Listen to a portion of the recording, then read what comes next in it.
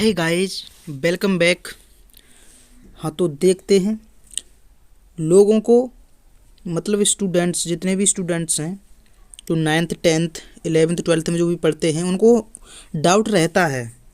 वैसे तो ये 11th का टॉपिक है, 6 पार्ट है फिजिक्स का, ठीक है।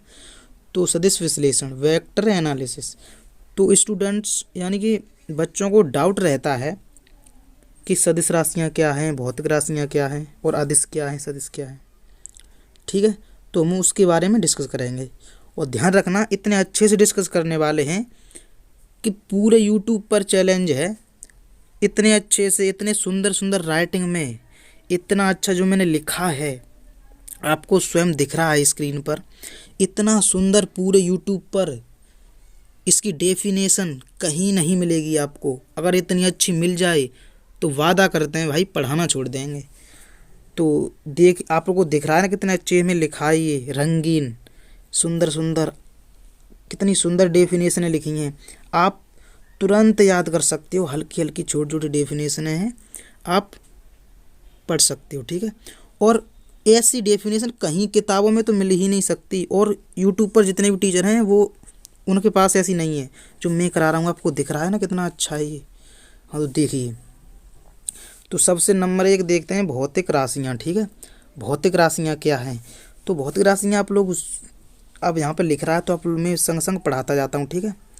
हाँ, तो देखिए, वे सभी राशियाँ, ये यहाँ से पढ़िए, देखिए, वे सभी राशियाँ जिन्हें एक संख्या द्वारा व्यक्त किया जा सकता है। क्या? यानी कि एक संख्या द्वारा, मान लो ये संख्या एफ है, ये संख्या, तो बल बल एफ से प्रदर्शित करते हैं, ठीक है। और वेग को वी से, ठीक है, ऐसे प्रदर्शित करते हैं ना।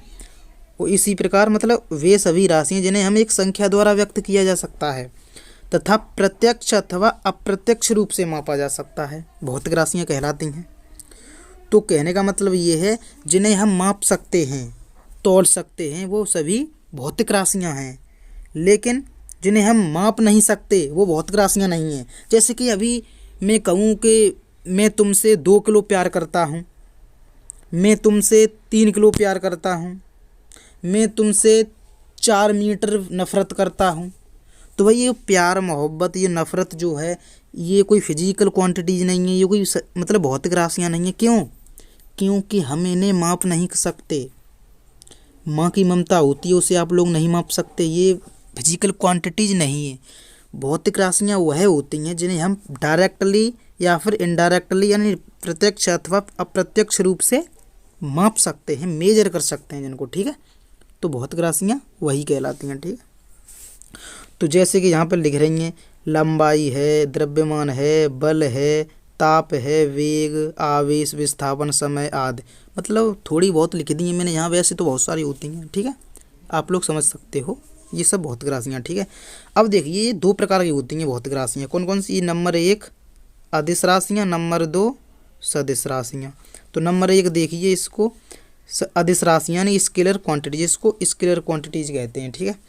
तो यहाँ लिख रहा है जिन राशियों में केवल परिमाण होता है, जिन राशियों में केवल परिमाण यानी मैग्नीट्यूड होता है, दिशा नहीं होती, वह अदिश राशियाँ कहलाती हैं। यानी कि इसके पास सिर्फ इसका वैल्यू होती है, इसका परिमाण होता है लेकिन इसकी दिशा नहीं होती, इसमें में डायरेक्शन नहीं होती, ठीक है। तो ये क्या कहलाती हैं? अदिश राशियाँ। जैसे द्रव्यमान है, आयतन है, समय, कार्य, ताप, आवेश, विभव, आवृत्ति इत्यादि, मतलब ऐसे ऐसे होती हैं, ठीक है। तो नोट यहाँ पर ये समझने की बात है, अदिश राशियों को जोड़ना, घटाना, गुणा, भाग साधारण गणित की सहायता से किया जाता है। यानी कि कहने का तात्पर्य ये है कि जो अदिश राशियाँ जो होती हैं ना, इनको हम साधारण जो सिंपल जो गणित होता है ना, उसी से हम इनको मतलब साधारणतः इसको गुणा भाग कर सकते हैं इनका, ठीक है। अब नंबर 2 सदिश राशियाँ, भैया इन्हें संभल के पढ़िए, ठीक। देखिए, इन सभी राशियों में, मतलब इन राशियों में परिमाण के साथ साथ दिशा भी होती है।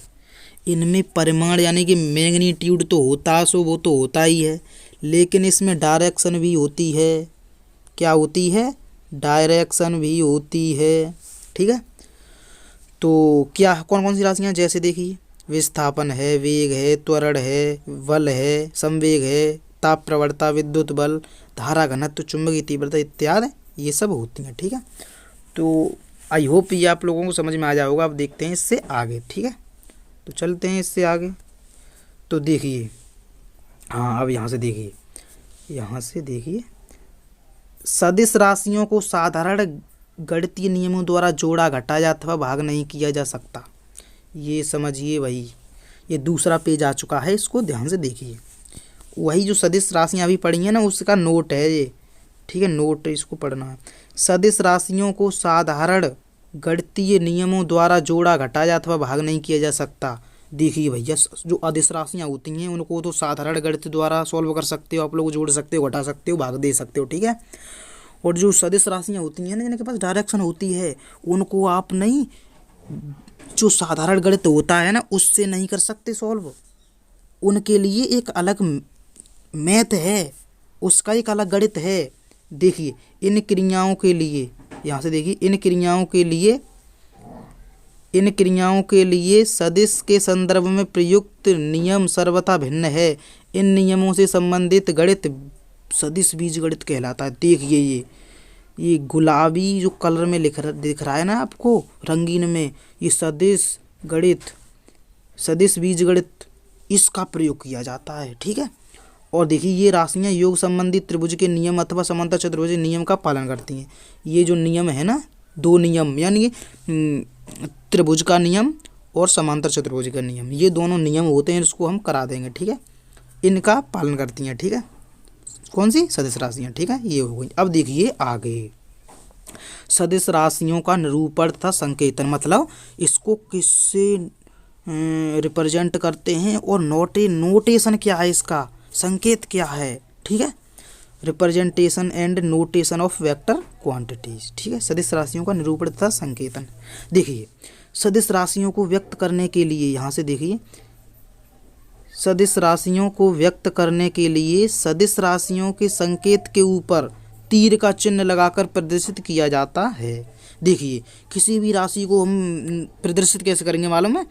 मान लो बल को हम प्रदर्शित कर रहे हैं तो एफ का सिंबल बना देंगे एफ, फिर उसके ऊपर तीर का ऐसे चिन्ह लगा देंगे, तो ये क्या हो गया? बल की ये राशि, बल राशि को ऐसे हमने प्रदर्शित कर दिया, मतलब नोटेशन कर दिया। ठीक है, अब हम वेग, वी को ऐसे, वी के ऊपर तीर। ठीक है, तो इस प्रकार से निरूपण किया जाता है। ठीक है, अब देखते हैं आगे। देखिए किसी सदिश राशि के परिमाण को प्राय उसका परम मान कहते हैं। हाँ भैया ये ध्यान दीजिए, किसी भी सदिश राशि जो होती है ना, उसका परिमाण जो होता है ना, वही उसका परम मान होता है। ठीक है, अब यहाँ से देखिए, सदिश यानी वेक्टर ए का परिमाण वेक्टर ए मोड लिखा जाता है, इसे ए मोड पढ़ा जाता है। देखिए सदिश को इस प्रकार लिखा जाता है, ए वेक्टर ए का परिमाण इस प्रकार लिखा जाता है। देखिए तो ये मोड, ये ऐसे डंडा दिख रहा है ना आपको दो, इसमें जो ए लिखा है और ऊपर तीर लिख रहा है, तो इसको इस प्रकार लिखते हैं। ये मोड, दो डंडे हैं ना ये इस प्रकार के, तो ये इसको मोड पढ़ते हैं, और एक कहते हैं तो इसको कर देंगे ए मोड। तो ठीक है, यहाँ तक क्लियर हुआ। अब देखते हैं तीसरे पेज पर चलते हैं। ठीक है, तो तीसरा पेज देखते हैं। हाँ भैया अब आ गया स्थिति सदिश। यहाँ से देखिए स्थिति सदिश। स्थिति सदिश क्या होता है? वह सदिश जो किसी चुने हुए बिंदु, निर्देश बिंदु के सापेक्ष किसी दूसरे बिंदु की स्थिति बताता है, स्थिति सदिश कहलाता है। देखिए भैया जो स्थिति सदिश होता है ना, वो किसी बिंदु के साथ, किसी बिंदु के सापेक्ष किसी दूसरे बिंदु की स्थिति बताता है, यानी कि जो पहला बिंदु है वो मूल बिंदु है ये। ठीक है, तो इसके सापेक्ष ये पी बिंदु की स्थिति बता रहा है, तो मतलब वेक्टर आर, मतलब इसकी स्थिति क्या हो गई? मतलब ये कोई बिंदु है पी, तो इसकी स्थिति हमें बताना है, तो मूल बिंदु होता है ओ, तो ओ के सापेक्ष हमें इसकी स्थिति बता रहे हैं, पोजीशन बता रहे हैं। तो हम किसका प्रयोग कर रहे हैं? इस वेक्टर का प्रयोग कर रहे हैं, जिसको कहते हैं स्थिति सदिश। जो आर वेक्टर जो दिख रहा है ना हरे कलर में ऐसे, तो ये बता रहा है ओ पी की क्या बता रहा है? स्थिति बता रहा है। ओ से लेकर पी तक की जो स्थिति बता रहा है, ओ से लेकर पी तक जो वेक्टर है ना, इसी को हम कहेंगे वेक्टर आर। तो बिंदु पी की स्थिति बता रहा है किसके सापेक्ष? ओ के सापेक्ष, तो ये क्या हुआ? स्थिति सदिश हुआ। कौन? Vector R. और इसके इक्वल है ओ वेक्टर ओ पी, ठीक है। तो ये आपको क्लियर हो गया। तो ये आपको ऑर्थोगोनल ये दिख रहा है ना, ये आई कैप, ये आई कैप, जे कैप, के कैप, इसका बहुत ही महत्व है फिजिक्स में। ये नहीं तो कुछ नहीं, ठीक है। इसको हम जब ये तो स्क्रीन है, ठीक है, हम व्हाइट बोर्ड पर वीडियो में दिखाएंगे हम आपको। इसलिए हमारे चैनल को जल्दी सब्सक्राइब कर लो, ठीक है। क्या करना है? सब्सक्राइब कर लो, सब्सक्राइब कर लो, ठीक है। हमारे चैनल को क्या कर लो? सब्सक्राइब, जुड़े रहो, फिजिक्स पढ़ाएंगे हम आपको, ठीक है। तो चलते हैं अब चौथे पेज पर। देखिए अब आ गए विस्थापन सदिश। विस्थापन सदिश क्या होता है भैया? इसको और जल्दी भाग के आओ, पढ़ लो, इसको भी लगे हाथ। देखिए, यदि किसी गतिमान वस्तु की किसी क्षण t1 पर, हाँ भैया, मान लो कोई वस्तु चल रही है, जैसे बाइक चल रही है, तो किसी समय मतलब क्षण समय यानी t1 पर उसी स्थिति क्या है? p, तथा किसी क्षण मतलब किसी दूसरे समय पर वो क्षण क्या है? t2 पर स्थिति क्या हो जाती है? q। तो सदिश वेक्टर पी क्यू समय अंतराल delta T equal t2 minus t1 में कण का विस्थापन जो व्यक्त करता है ना, तथा यही विस्थापन क्या कहलाता है? मतलब यही कण के विस्थापन को व्यक्त करता है, तथा यही विस्थापन सदिश कहलाता है। मैं आपको अब समझाता हूँ। देखिए, जैसे कि आपको ये P दिख रहा है ना, ये P और ये Q दिख रहा है, ठीक है। तो मान लो कोई बाइक चल रही है, ठीक है, तो वो किसी क्षण t1 पर वो बाइक थी P बिंदु पर, ठीक है। लेकिन जब समय गुजरता गया, चलती रही, तो समय हो गया t2 समय हो गया, और वो किस बिंदु पर आ गई? जो Q बिंदु पर आ गई, यहाँ पर। तो जो P से लेकर Q तक की जो डिस्टेंस है ना, ये वेक्टर डी वेक्टर यही क्या है? डिस्प्लेसमेंट वेक्टर, यानी कि विस्थापन सदिश। समझ में आ गया? तो ये जो इसका फॉर्मूला होता है वेक्टर डी इक्वल होता है ये वेक्टर पी क्यू, ठीक है। और ये जो r1 वेक्टर है, ये r2 वेक्टर, ये बिंदु O से क्या है? ये स्थिति सदिश है जो हम पीछे पढ़ कर आए हैं। और ये P और Q जो है ना, ये क्या है? ये विस्थापन सदिश है, ठीक है। तो ये विस्थापन सदिश है ये। और ये डेल्टा टी और t2 माइनस t1 ये क्या है? ये इतने समय अंतराल में इतनी डिस्टेंस तय कर रहा है। क्या बाइक तय कर रही है इतना डिस्टेंस? तो ये जो डिस्टेंस तय कर रही है ना बाइक, वही क्या है? विस्थापन सदिश है। आप लोगों को क्लियर हो गया होगा, ठीक है। तो मैं अब इसको रफ कर देता हूँ, है ना, ये मैंने अभी अभी लिखा है ताकि आपको ये अच्छे समझ में आ जाए, ठीक है। तो देखते हैं, इसको रफ कर देते हैं, अब आपको ये अच्छे से उतार लेना, नोट कर लेना, ठीक है। तो हाँ, अब ध्यान दीजिए, अब हमारे चैनल को क्या करना है? आपको सब्सक्राइब करना है। ऐसे आपको लिखा मिलेगा नीचे लाल कलर में, सब्सक्राइब,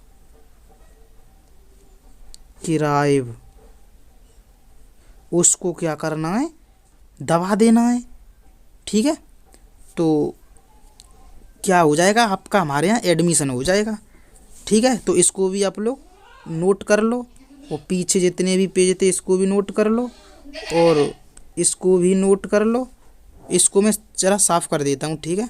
आपको ये कोई गड़बड़ ना हो, ये उतार लेना, ठीक है। ये थ्योरी जो लिख रही है ना, सॉरी, इसको उतार लेना है। अब क्या है? उतार लेना, ठीक है। हाँ, अब पहले पर भी इसको साफ़ कर देते हैं, आपको समझ में आ गया होगा, ठीक है। Thank you.